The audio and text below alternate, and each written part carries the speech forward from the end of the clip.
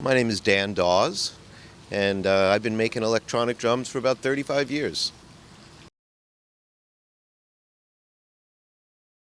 The main specialty that I think that I offer that no one else has is that we offer a quality product that is very durable, that is almost indestructible.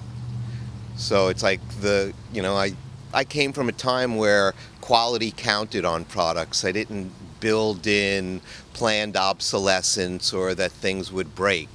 And so 30 years later, I still got guys playing the same pads that they bought from me 30 years ago. I own all the tools, so I deal directly with all the molders, and they mold me all the parts. So I'll do all the prefab and set up for that. When I started out and I was doing my development in California in the mid '80s, Rogers Drums went out of business at that point in time.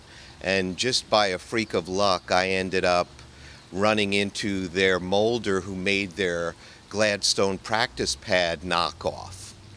And then I also found an industrial supplier who had some of their hardware, tension rods and things. So I started buying out Rogers hardware and parts, and I started running their Gladstone practice pad mold, and that became the surface of my drum pad, because it was a rubber material with a steel insert in it, and it was a real heavy-duty thing that drummers were used to.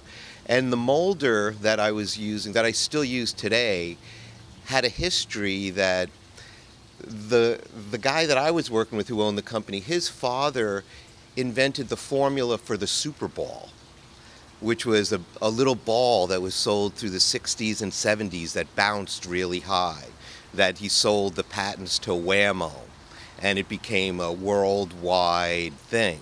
So he had a formula for rubber that had a really incredible resiliency and bounce.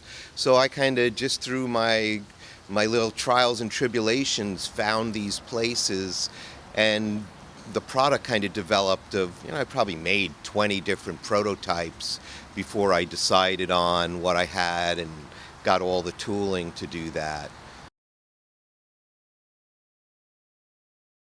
Well, the difference that between all pads, they're basically the same thing, that they work off a piezo transducer.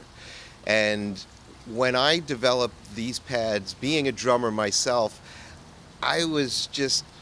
it was a painless process. I just kept going, because as a drummer, we're drummers and plumbers. We've got to mount things and put them together, and I got to fit it over here and do this.